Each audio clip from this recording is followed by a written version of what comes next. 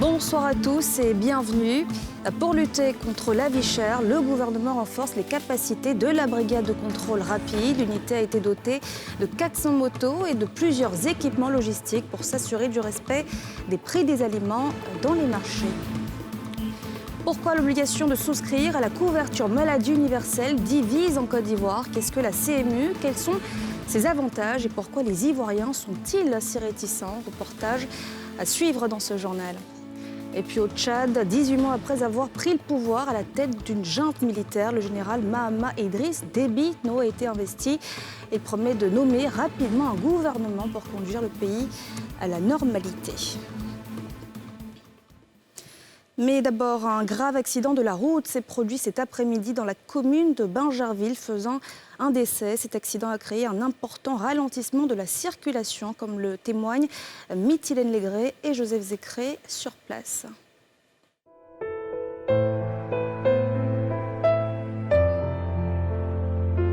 Ce motocycliste a tragiquement perdu la vie après avoir percuté un tricycle et un poids lourd.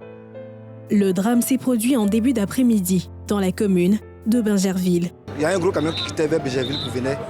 Lui étant là-bas, il klaxonnait, puis il y avait un tricycle devant lui. Donc le tricycle a laissé le passage. Donc au moment où il klaxonnait, c'est là, il y a une moto, c'est un KTM, qui est quitté par derrière, qui a poigné le taxi. Quand il a poigné le taxi, il est rentré en bas des deux gros camions. Le gros camion a marché sur lui. C'est là ça, l'accident s'est arrivé. Moi j'ai klaxonné, le chauffeur de Saloni, il a laissé la route. Moi j'ai passé. Mais un coup j'attends gros, moto, lui il est venu coincer Saloni. Il lui est coincé par derrière. À ce moment, moi j'avais déjà passé. Derrière le camion était encore derrière. C'est mon 8 roues là, dernier piné là. Quand il a coigné le Saloni là, il est tombé. C'est quand il est tombé là, il est rentré en bas de mon camion. Dans moi, ça arrive au milieu là, dans moi, je suis rentré. J'ai mon classé, je suis rentré. Maintenant, le gars, lui klaxonnait derrière. Il klaxonnait derrière, dans moi, je suis rentré. Le chauffeur, je ne sais pas s'il était paniqué ou bien il est venu rentrer dans mon derrière. Oui, tout le temps, il était là. Les riverains sont sous le choc. Selon ce témoin, la victime était un technicien qui allait pour des courses. Le chauffeur du poids lourd et celui du tricycle ont été amenés par les forces de l'ordre, tandis que le corps inerte de la victime est conduit à la morgue. Ce carambolage a paralysé la voie, rendant la circulation presque impossible pendant plus d'une heure. Dans le reste de l'actualité, une brigade spéciale de contrôle rapide a été mise en mission pour s'assurer du respect du prix des denrées alimentaires dans les marchés. Elle a été dotée d'équipements logistiques ce lundi pour lutter efficacement contre la cherté de la vie sur le terrain. Nadja Eja, Tanguy Kona. Prenons l'engagement solennel de faire preuve de probité, de célérité et de dévouement dans l'exercice de nos missions au service de la lutte contre la vie chère. Cette prestation de serment des agents de la BCR, Brigade de contrôle rapide, marque le démarrage effectif des activités de cette unité spéciale. Son rôle, s'assurer de l'affichage des prix plafonnés sur les marchés, afin de contribuer à faire de la lutte contre la vie chère une réalité. Intervenir de manière diligente en cas d'alerte ou de dénonciation, de constater et réprimer les pratiques de prix illicites et les défauts de publicité de prix, et enfin, de constater, le cas échéant, toute infraction liée à la législation commerciale et d'en sanctionner les auteurs. Pour atteindre cet objectif, la BCR a été dotée de 400 motos, 6 pick-up, 300 smartphones et 15 ordinateurs portables. Nous avons décidé de créer la brigade de contrôle rapide, qui est également dotée de moyens pour que nous puissions être diligents lorsque nous sommes saisis par les populations. Tout ce qui a été mis à la disposition de nos agents sera utilisé à bon escient. Nous continuons de travailler sous serment pour respecter nos obligations sur le terrain et préserver le pouvoir d'achat des populations. Sur les périodes du 9 mars au 9 juin 2022 et du 13 juin au 13 septembre, 21 510 points de vente ont été contrôlés par les agents du ministère du Commerce pour 1184 cas d'infraction sanctionnés. Le riz, le sucre, l'huile de palme raffinée, le lait, le ciment font partie des produits de grande consommation qui ont connu un plafonnement de prix. La rentrée unique de l'enseignement supérieur, c'était la semaine dernière pour notamment faciliter les bacheliers dans le choix de l'université ou des grandes écoles pour la suite de leurs études. Le ministère de l'Enseignement supérieur et de la Recherche scientifique a dévoilé en août dernier le classement des meilleurs établissements du pays. Sur quels critères s'est-il basé? Le reportage de Moussa Nikema et Kimo Eric. Depuis le 23 août dernier, le classement des grandes écoles et universités privées de Côte d'Ivoire a été dévoilé, selon le ministre Diawara, en charge de l'enseignement supérieur. 444 grandes écoles et 127 universités, soit un total de 571 établissements supérieurs, ont été dénombrés. Le directeur adjoint du cabinet du ministère précise les 5 critères d'évaluation, prenant en compte l'infrastructure, la qualité de l'enseignement et les débouchés, entre autres. Le premier des segments, c'est sur la gouvernance des établissements. Le deuxième segment de la notation, ça concerne les infrastructures. Le troisième élément, c'est la gestion pédagogique de l'établissement. Le quatrième segment, c'est le rendement de votre établissement. Donc, c'était vraiment une évaluation pour attirer l'attention des différents chefs d'établissement sur leurs forces et sur leurs faiblesses et leur donner le temps donc, de corriger leurs faiblesses et puis aussi d'améliorer, de renforcer davantage leurs forces. Les 571 établissements sont repartis sur l'ensemble du territoire national, même si Abidjan concentre le plus d'établissements supérieurs. Nous avons pu enregistrer 571 établissements, universités et grandes écoles, tout confondues.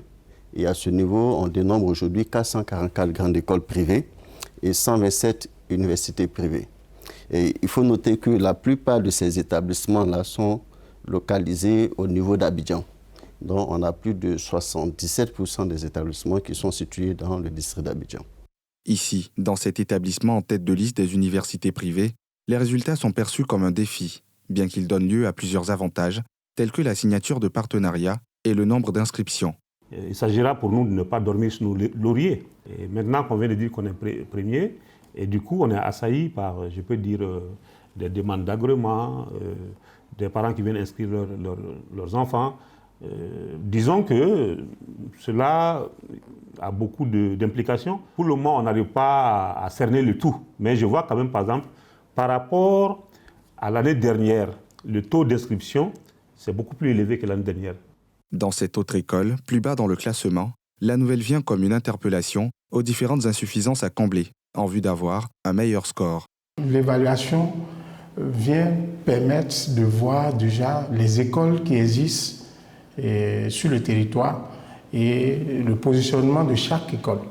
Et à partir de là, chacun quand même peut voir en son sein comment travailler pour aspirer à être parmi vraiment les top 5. Cette fois-ci, le ministre donne le choix à chaque parent ou chaque parent d'étudiant ou chaque étudiant de faire le choix de son établissement. Et il va sans dire que c'est les meilleurs qui seront choisis.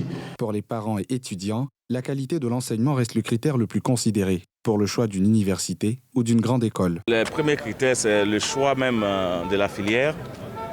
Et puis en fonction du choix de l'enfant, il faut faire quand même un peu une sorte d'enquête pour voir si l'école est une école recommandée, si l'école est sur l'échiquier national reconnu. Et après quoi, il faut voir si les enseignants sont réguliers et ainsi de suite. Enfin, au niveau de la formation, c'est important. D'abord, c'est l'enseignement, la qualité de l'enseignement, le luxe qu'il y a à l'école et les enseignants qui viennent nous enseigner eux-mêmes. Pour le ministère de l'Enseignement supérieur et de la Recherche scientifique, ce classement vise à inciter les chefs d'établissement à améliorer le cadre d'études des apprenants afin de produire une élite de qualité. Je vous le disais, l'obligation de souscrire à la couverture maladie universelle divise en Côte d'Ivoire. Pourquoi cela fait-il l'objet de polémiques dans le pays? Qu'est-ce que la CMU et quels sont ses avantages? C'est à cette question que s'est intéressé Mardoché Kwasi et Tanguy Conan dans ce reportage. Je me souviens bien que j'ai fait une affluence qui couvrait la vie de ma mère. Et je sortais des difficultés financières quand on m'a annoncé le décès de ma mère. Et c'est grâce à l'appui de cette assurance-là que j'ai pu régler l'obsèque de ma mère. Et tout s'est bien passé. Vraiment, ça m'a tiré vraiment de ce problème-là. Comme Feller, de nombreuses personnes ayant souscrit à une police d'assurance ont été sorties de bien des situations difficiles par celle-ci. Souscrire donc à une police d'assurance est très important pour se prémunir d'événements malheureux. L'assurance est vraiment primordiale, est vraiment important pour tout un chacun, hein, parce qu'on ne sait jamais, comme dit les Ivoiriens, on ne sait jamais, un problème peut survenir. Et là, tout de suite, on n'a pas les moyens pour le régler. Et quand on est assuré, je pense que l'assurance nous vient en appui et puis vraiment nous sort vraiment de cette situation difficile-là. Je trouve que c'est important. C'est important parce qu'on n'a pas toujours les moyens de se payer peut-être une opération ou des médicaments et autres. Donc voilà, c'est important de s'assurer. Malgré cela, le taux de pénétration des assurances en Côte d'Ivoire reste très bas, soit moins de 2%. Une situation due à plusieurs facteurs, notamment la méconnaissance des produits d'assurance. Je n'ai pas encore d'engagement qui me demande une assurance à titre de protection. Ceux qui souscrivent à des assurances santé, très souvent c'est dans le cadre du travail, les entreprises qui souscrivent des assurances santé pour leurs travailleurs, c'est ce que je sais. Les professionnels du secteur tentent de corriger cet état de fait à travers des initiatives telles que le Salon africain des assurances, dont la 5e édition a eu lieu les 5 et 6 octobre dernier à Abidjan. On parle de 2% de taux de pénétration, ça veut dire qu'il y a quelque chose qui ne va pas. Donc, les assurances qui ont un caractère de sécurité, un caractère social, pourquoi est-ce que cette population n'arrive pas à profiter? Il faudrait aller vers cette population-là pour lui faire comprendre que les assurances, c'est pour tout le monde, ce n'est pas pour les riches. Mais néanmoins aussi faire comprendre aux assureurs qu'il faudrait qu'on essaie de réadapter les produits ou les tarifs pour que cela soit accessible à cette population-là. Aussi, la question de l'accès à ces assurances pose toujours un problème du fait des coûts des primes d'assurance qui demeurent relativement élevés pour une bonne partie de la population. Pour rendre accessibles des soins médicaux à tous, l'État de Côte d'Ivoire a initié la CEMU, couverture maladie universelle, dont la souscription est gratuite. La cotisation mensuelle, elle, s'élève à 1 000 francs CFA. Mais là encore, pour ceux qui ont déjà souscrit, on note quelques grincements de dents. Je suis déjà enrôlé puisque je suis à la MIGFC. Et on m'a dit d'aller me faire enrôler pour la CEMU, donc j'ai fait l'enrôlement pour moi et tous les membres de ma famille. Il y a quelques difficultés avec la CEMU. J'ai la carte, mais je ne l'ai pas encore exploitée. Mais il faut dire que le problème, c'est que l'explication ne passe pas, parce qu'on ne sait vraiment pas comment l'utiliser. Pour l'heure, ça ne me sert à rien. De nombreux Ivoiriens n'ont toujours pas accès aux produits d'assurance santé, même si, au cours des 5 dernières années, la branche de l'assurance maladie connaît une forte progression, avec une moyenne annuelle de 10%, supplantant ainsi les autres branches d'assurance. La couverture maladie universelle vient donc comme une bouffée d'oxygène pour les populations à faible revenu, classées au régime non contributif. Mais au moment où l'enrôlement à cette couverture maladie devient obligatoire, il convient que les dysfonctionnements constatés soient corrigés pour le démarrage effectif des prestations. Situé dans le Bas-Sassandra, Monogaga a connu son heure de gloire sur le plan touristique. L'endroit a longtemps fait rêver et a drainé du monde, mais depuis les années 2000, ce site paradisiaque a été déserté en raison de la crise politique notamment. Depuis, plus rien ne va en dépit des efforts de la population pour redonner à la cité balnéaire ses lettres de noblesse. Nadjaïdja, Harouna Zeba. C'est l'une des plus belles plages de la Côte d'Ivoire. Son nom n'est pas anodin pour la grande majorité de la population. Méoué, l'un des plus grands artistes du pays, lui a même consacré une chanson. Bienvenue à Monogaga, endroit paradisiaque, autrefois prisé par les touristes, aujourd'hui devenu un lieu peu fréquenté. Niché entre l'océan Atlantique et la forêt classée, Monogaga, sur le plan touristique, n'est que l'ombre de lui-même. Une chute qui a démarré depuis la crise politique de 2002. À l'époque, Monogaga, vraiment, c'était un paradis. C'était un paradis. Il y avait plein d'hommes qui venaient. Compte tenu de la crise, vraiment, Monogaga est devenu un désert. Nous, on vivait uniquement de touristes.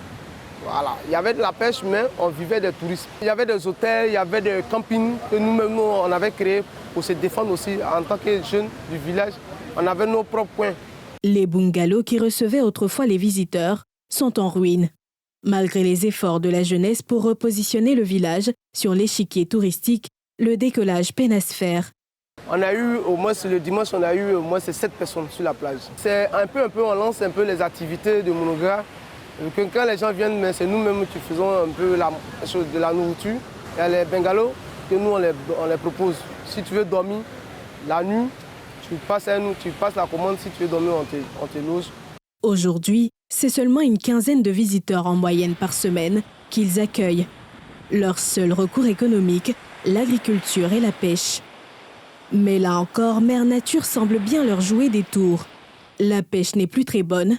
Très souvent, ce sont des pirogues presque vides qui font leur accostage aux grandes dames des pêcheurs. La mer est facile à payer, on pas poisson encore 2 jours. Un lot de difficultés qui ne s'arrange pas avec l'état de la route dégradée depuis une dizaine d'années. Argileuse et pierreuse, elle est un véritable obstacle pour l'accessibilité au village. Pour la population, cet aspect est même l'un des freins au retour des touristes. Lorsque Monoga démarrait, où il y avait des hôtels, les maisons qu'il y avait sur la plage, ça appartenait à des opérateurs. En vont, quand les fêtes veulent arriver, les gars se mettent ensemble, ils arrêtent la route. Une fois que la route est impraticable, personne ne vient. Tu viens juste t'amuser. Mais quand tu vas sortir, tu vas casser ta voiture, ça ne va plus te donner l'envie encore de revenir. Nous, on gratte, on élargit, on fait les ponts qui sont gâtés, on reprend les ponts. Si mais c'est comme ça, c'est bon. Quand le temps de pluie, on est obligé d'arrêter la voie.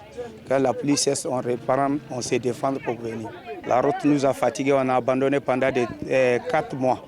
En attendant la réponse favorable des autorités compétentes pour la réhabilitation de la route qui favorisera le retour des touristes, ces jeunes continuent de faire la promotion de leur village. Une page a été créée sur les réseaux sociaux à cet effet. Car malgré tout, Monogaga a su garder son charme naturel et fait toujours rêver les amoureux de la nature. Et puis la NCI était à Johannesburg pour participer au premier forum Dialogue Afrique-Europe, un événement qui s'inscrit dans le sillage du sommet de Montpellier. Après 3 jours d'intenses discussions sur la question de la démocratie, le forum a pris fin ce samedi avant le deuxième qui se tiendra à Yaoundé en novembre. Reportage. La démocratie, au cœur du Dialogue Afrique-Europe, un forum d'échange qui a duré 3 jours à Johannesburg, la capitale sud-africaine. L'événement qui fait suite à la rencontre de Montpellier a été marqué par la mise en place d'une fondation de l'innovation pour la démocratie. Pour le président de la fondation, les Africains ont le devoir de réinventer la démocratie pour leur survie. Pendant ces 3 jours, on a eu droit à des échanges extrêmement riches et fournis autour des initiatives en cours d'ores et déjà sur le terrain, dans presque tous les pays. Initiatives qui impliquent surtout les jeunes et les femmes. Ce sont ces 2 forces, en ces 2 forces que réside une partie de notre avenir. Mais cet avenir réside aussi dans notre capacité à réinventer la démocratie, parce qu'elle est en crise, mais aussi parce que nous n'avons pas d'autre voie que celle-là pour garantir l'émancipation de notre continent. L'historien Arthur Banga, qui a pris part aux travaux, s'est réjoui de ce que la jeunesse africaine a pris conscience du rôle qu'elle doit jouer dans le lent processus de la démocratie en Afrique. La démocratie est un processus long et qui, dans notre espace ouest africain, est aujourd'hui en difficulté, en péril. On voit tout autour de la Côte d'Ivoire des coups d'État. Mais au-delà de la condamnation, il faut se poser des questions sur pourquoi le processus démocratique qui avait suscité tant d'espoir est aujourd'hui rejeté ou est en mal. Et donc les réflexions menées par des jeunes, par des femmes, sont les bienvenues pour pouvoir enrichir les solutions pour relancer le processus démocratique dans notre espace. Cette rencontre, qui fait suite à celle de Montpellier, vise à repenser les relations entre l'Europe et l'Afrique, plus singulièrement entre la France et ses anciennes colonies. Et c'était un rendez-vous important dans la politique du président Emmanuel Macron de changement de la relation entre la France et le continent africain. Vous savez, depuis 5 ans, le président porte cette relation de partenariat, de co-construction ensemble, de solutions. Et aussi, face à tout ça qui arrive au monde, nous avons besoin de créer ces partenariats et d'apprendre l'un de l'autre. Ce forum, qui est la concrétisation des recommandations faites par Achille Mbembe à l'issue du sommet de Montpellier, vise à jeter les bases d'un nouveau cadre de partenariat entre l'Afrique, la France et l'Europe, en intensifiant le dialogue entre les sociétés civiles africaines et européennes pour inventer des solutions aux multiples défis communs, créer des conditions d'échange libres, transparents et apaisés entre les deux continents et d'œuvrer au développement partagé de nouveaux outils de coopération. Après Johannesburg, d'autres forums sont prévus au Cameroun et en Algérie. À l'étranger, le général Mahama Idriss Déby Itno a été investi à N'Djamena au Tchad, président d'une transition prolongée de 2 ans avant des élections. Il a promis de nommer rapidement un gouvernement d'union nationale pour conduire le pays à la normalité. Le récit de Pierre Dipomela. Lors de la cérémonie d'investiture qui s'est déroulée au palais du 15 janvier à N'Djamena, le président avait troqué son habituel uniforme de général contre un traditionnel boubou tchadien blanc. Cette deuxième phase de la transition intervient 18 mois après la prise du pouvoir par la junte militaire. Elle doit conduire au raffermissement de la démocratie et un nouveau gouvernement, a indiqué le président de la transition tchadienne, qui promet de ramener le pays à l'ordre constitutionnel à la suite d'élections transparentes. Un laborieux dialogue national inclusif et souverain, dénommé DENI, avait entériné samedi la possibilité pour le chef de l'État de se présenter à la présidentielle à l'issue de la transition, mais en l'absence d'une très grande partie de l'opposition politique et des principaux groupes armés rebelles qui dénoncent la perpétuation de la dynastie Déby au pouvoir. Le général de 38 ans, Mahamat Idriss Déby Itno, avait déjà été proclamé par l'armée président de la République le 20 avril 2021 à la tête du Conseil militaire de transition de 15 généraux, le jour de l'annonce de la mort de son père Idriss Déby Itno, tué au front contre des rebelles après avoir régné 30 années durant, d'une main de fer, sur ce vaste pays sahélien. Et voilà, c'est la fin de ce journal. Merci de l'avoir suivi. On se retrouve demain, même heure. Excellente soirée à tous.